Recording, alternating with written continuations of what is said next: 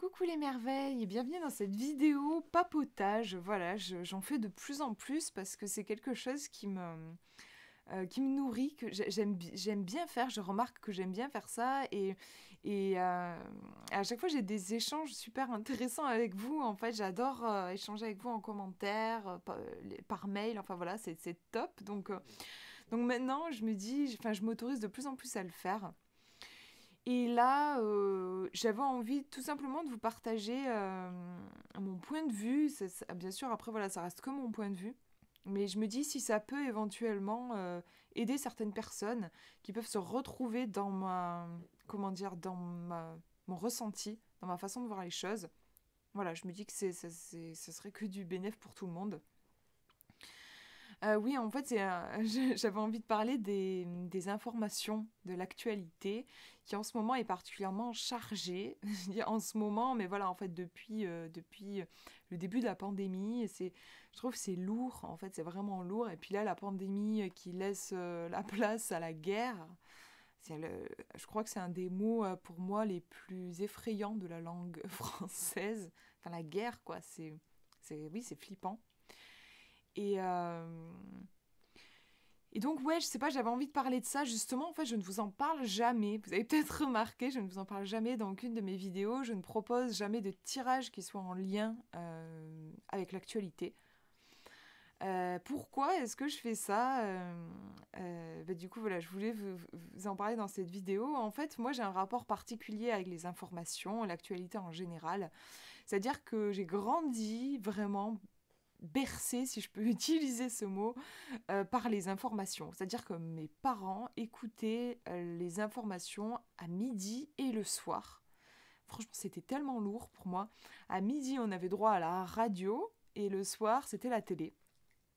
Et autant le soir, je pouvais éviter, enfin voilà, je pouvais faire autre chose. Autant à midi, j'étais en train de manger, donc j'étais un peu obligée.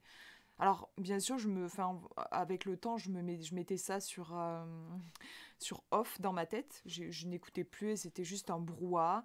N'empêche que c'était quand même un brouhaha désagréable. J'aimais pas ça. Je détestais ça. Je ne sais pas combien de fois j'ai demandé à mon père de couper ces informations, que ça me gavait. D'ailleurs, je lui disais que ça me rappelait l'école, en fait. Moi, je faisais le lien avec l'école. J'avais... en fait, je sais pas, c'était ce discours très adulte, en fait. Honnêtement, l'école, ça ne m'intéressait absolument pas ce que racontait le professeur. Et là, ça ne m'intéressait absolument pas ce que racontait la radio. Et ça m'énervait d'autant plus que quand j'étais chez mes parents, j'étais plus à l'école, donc j'avais envie de décompresser, j'avais droit aux informations. Et en plus de ça, bon voilà, clairement, c'est c'est atroce en général. Enfin, ce ne sont que des mauvaises nouvelles qui se passent aux informations. En plus, s'écouter ça en mangeant, je trouve ça vraiment pas top pour la digestion. Mais bon, moi, en fait, pour être honnête, quand j'étais vraiment enfant, j'écoutais même pas. En vrai, je savais même pas que ça racontait des horreurs parce que je l'écoutais même pas. Donc, c'était pas, j'étais pas traumatisée. Mais bon, voilà, en grandissant, je comprenais un petit peu plus de quoi il était question. Et vraiment, je trouve que c'est extrêmement encore une fois, je parle pour moi, puisque par exemple pour mes parents c'était très important, notamment pour mon père c'était très important, donc il devait y trouver quelque chose, ça devait le nourrir d'une certaine manière. Moi c'était pas du tout mon cas, pour moi c'est très mauvais pour le moral. J'en ai d'ailleurs discuté avec des gens, et je suis pas la seule, peut-être que vous vous retrouverez du coup dans mon témoignage, je sais qu'il y a pas mal de gens qui sont euh, affectés par ce qu'ils entendent aux informations et qui, même certaines personnes, bannissent les informations, ne les écoutent plus. Moi, je me souviens quand j'ai fait une grosse dépression, que j'ai été à un hôpital psychiatrique, et ben, je me rappelle que les gens disaient, moi, de toute façon, depuis que je suis en dépression, je n'écoute plus les informations. Parce que déjà j'en peux plus, j'essaie de survivre. Donc, enfin voilà, il y a quelque chose qui est très difficile, je pense, quand on est peut-être un peu sensible. Notamment, voilà, je pense aux personnes hyper sensibles, donc qui par essence sont des éponges, qui ne savent peut-être pas prendre de distance parce que c'est pas dans leur nature, tout simplement. Et là, ouais, ça peut être très très lourd pour le moral. Donc moi, personnellement, depuis que je suis partie de chez mes parents, j'ai banni les informations, je n'écoute plus les informations. Mais ça n'empêche que je vis quand même dans notre société et puis du coup, les choses vraiment importantes, on va dire, j'en entends parler. Les gens en parlent, même dans la rue, je veux dire, les gens en parlent. Et sur les réseaux sociaux, comme je suis sur les réseaux sociaux, voilà, les gens en parlent. Donc je ne suis pas restée, comment dire, enfin voilà, la pandémie, j'en ai eu conscience, j'en ai eu connaissance, forcément, tout le monde en parlait, j'ai pas eu besoin d'écouter les informations pour ça, quoi. Et là, la guerre qui a lieu en ce moment, c'est pareil. Et c'est vrai que dans ces moments-là, les réseaux sociaux commencent à devenir anxiogènes pour moi. Et c'est quelque chose que j'entends aussi. J'ai déjà entendu et je l'entends actuellement. Voilà, pour certaines personnes, oui, ça devient difficile. Et, euh, et moi, personnellement, je sais qu'au début de la pandémie, je m'étais fait une pause pendant quelques jours. J'évitais d'aller sur les réseaux sociaux. Enfin, j'y allais pour poster, mais je ne regardais plus trop ce qui se faisait parce que c'est vrai que ça devenait lourd pour moi, en fait. Et là, je suis un peu en train de ressentir la même chose. Je pense que dans les jours prochains, ça risque d'être trop insupportable pour moi et que je prendrai de la distance par rapport à ça. Et, et voilà, c'est vrai que on peut. C'est une question après qui est intéressante, je trouve, à se poser. Euh, C'est-à-dire que mon père, ce qu'il disait, du coup, je m'engueulais un peu avec lui quand j'étais chez mes parents et je disais, mais moi, je m'en fous, je veux pas écouter les informations. Et il me disait, c'est quand même important. Et je me souviendrai toujours de cette phrase parce que le nombre de fois il me l'a répété. Il m'a dit, c'est quand même important de savoir ce qui se passe dans le monde. Et c'est vrai, enfin j'entends cette phrase, je trouve que oui, c'est vrai, voilà, mais c'est vrai que pour moi les informations, il y a quand même un problème entre guillemets dans notre façon de considérer l'information, parce que je pense, on peut dire que 90% de ce qu'on entend aux informations, ce sont des mauvaises nouvelles, alors que ce n'est pas un reflet de la réalité. La réalité n'est pas sombre à 90%. Non, faut pas déconner, c'est pas vrai. Il y a de très belles choses qui se passent partout dans le monde et tous les jours. Et ces choses-là, on en entend pas parler aux informations. Après, en fait, comme j'écoute pas les infos, je me dis peut-être que je me trompe. Peut-être que oui, parfois, en tout cas, il y a quand même des reportages sûrement sur des choses chouettes. Mais honnêtement, dans mes souvenirs, dans ce que j'entendais moi il y a quelques années aux informations, ça restait toujours très dark, toujours très sombre, parler de meurtres, voilà, de trucs hyper insécurisants en fait. Et moi, enfin, je m'intéresse à la physique quantique. Et la physique quantique nous dit que ce sur quoi nous nous concentrons, en fait, ça s'amplifie dans la réalité. Il y a des expériences qui ont été faites et qui montrent que notre conscience modifie carrément, hein, c'est presque magique, mais notre conscience modifie la réalité. Et donc, partant de ce principe, c'est en gros, plus on va se concentrer sur ce qui est négatif, plus on va voir de négatif dans le monde. Alors, on peut ne pas croire dans le truc vraiment en soi, parce que c'est vrai que ça fait un peu magique.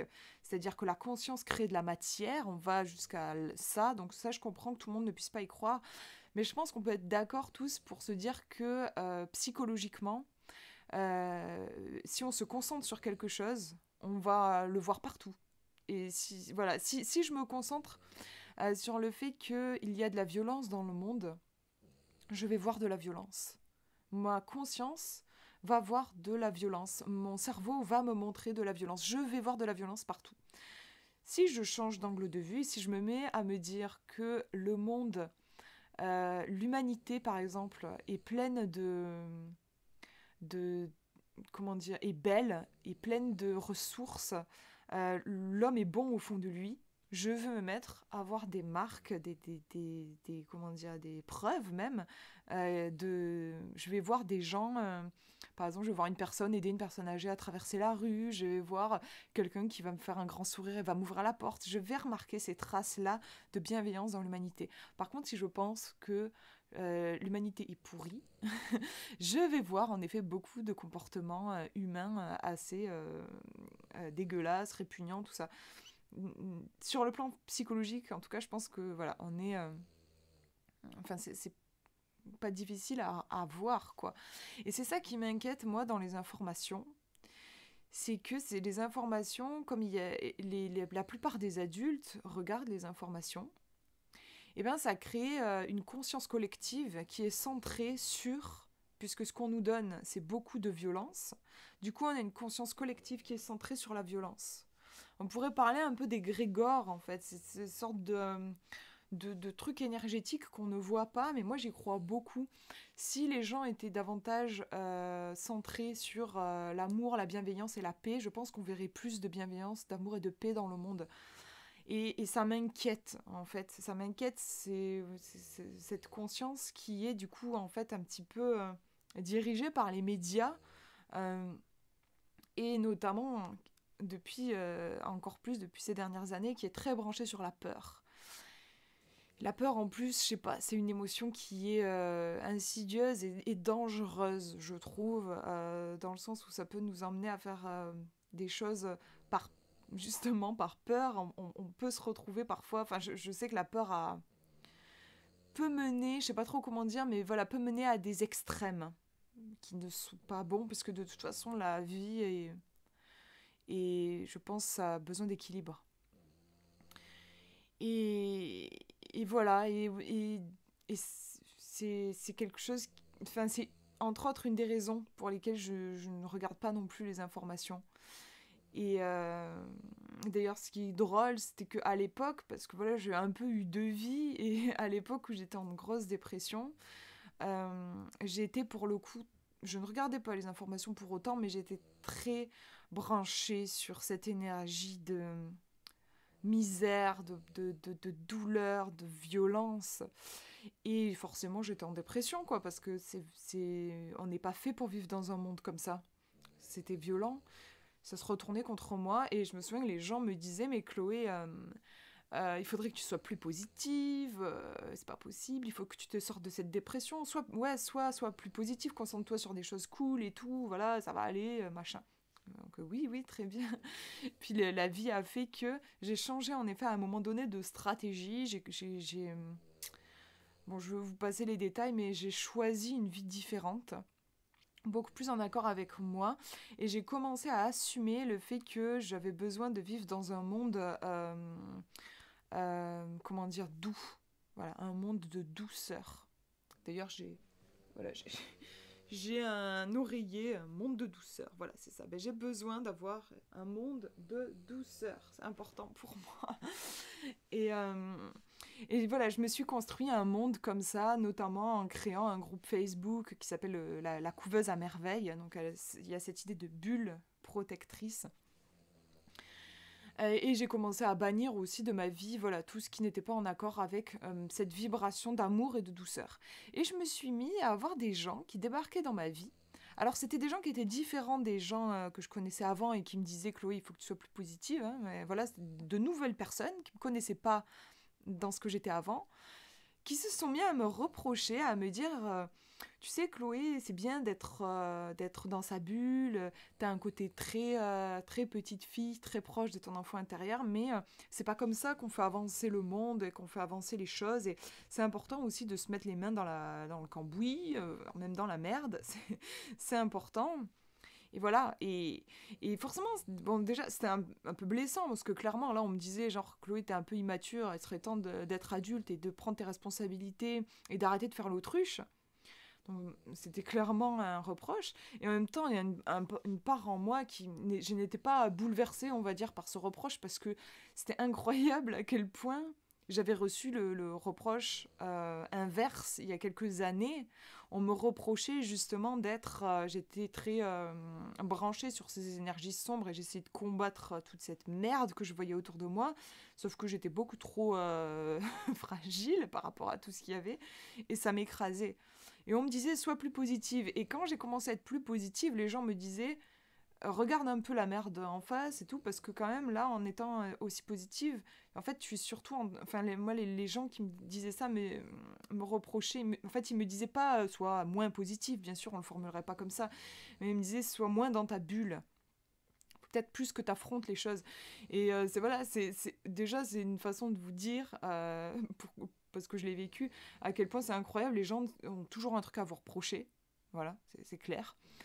Et puis en plus, pour le coup, ces personnes se trompaient complètement parce que s'il y a quelqu'un qui fout pas la tête dans le sable, c'est bien moi. S'il y a quelqu'un qui a pas cette tendance, c'est bien moi. Parce que justement, dans la première partie de ma vie, j'étais même dans de l'autodestruction.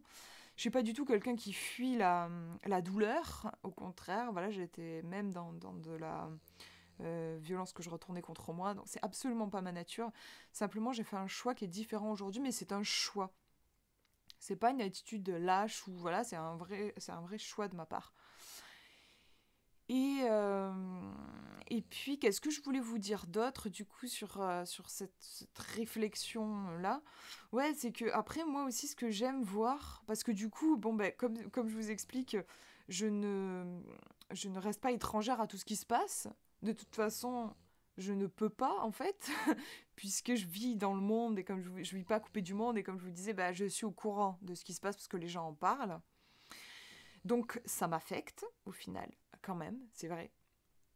Et, euh, et du coup, quelle est ma façon à moi de trouver la paix? Voilà, j'avais envie de vous partager ça. Quelle est ma façon à moi de trouver la paix par rapport à ça? Je sais plus d'où je sors ça, je crois que je l'ai lu quelque part. Il me semble que c'est un truc qui vient des Amérindiens, mais je dis peut-être une bêtise. En tout cas, c'est quelque chose qui, moi, me fait beaucoup de bien. C'est la croyance, enfin la croyance, même la foi, la certitude, croire que, en fait, ce qu'on voit dans le monde, tout ce que vous voyez, tout ce qui se produit dans le monde, donc la pandémie, la guerre, en fait, c'est un reflet de ce qui se passe à l'intérieur de nous. Le monde, l'environnement dans lequel on vit, est un reflet de ce qui se passe à l'intérieur de nous. Donc, s'il y a une guerre qui se produit là actuellement, s'il y a une guerre, c'est peut-être, et moi honnêtement, enfin, c'est quelque chose qui me parle, peut-être qu'à l'intérieur de moi, j'ai... c'est la guerre. J'ai des moments de guerre. Je suis peut-être, et c'est moi, je veux parler pour moi, hein, mais c'est vrai, c'est le cas. Cette guerre-là qui a lieu me fait me rendre compte que j'ai des énergies de guerre en moi. Je me fais la guerre parfois. J'ai une extrême violence à mon égard. Et je peux aussi faire la guerre à quelqu'un dans le sens voilà, où je peux avoir une extrême violence aussi à l'égard de quelqu'un d'autre. J'ai cette graine de guerre en moi et je pense que je suis pas la seule. Je pense que si cette guerre éclate, c'est peut-être euh, pour nous encourager à travailler sur nos zones de violence personnelle et nous aider à apporter la paix en nous.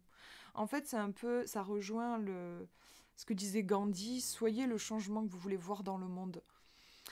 Pareil pour la pandémie, une maladie. Moi, je me suis posé la question, je me suis dit, est-ce qu'il n'y a pas quelque chose de malade en nous, dans l'humanité en fait actuelle? Et honnêtement, j'ai pas eu besoin de chercher très longtemps. En effet, je trouve aussi que notre façon de vivre, notre société, ce qu'on fait subir à la nature, il y a quelque chose de malade. On est en train de se rendre malade.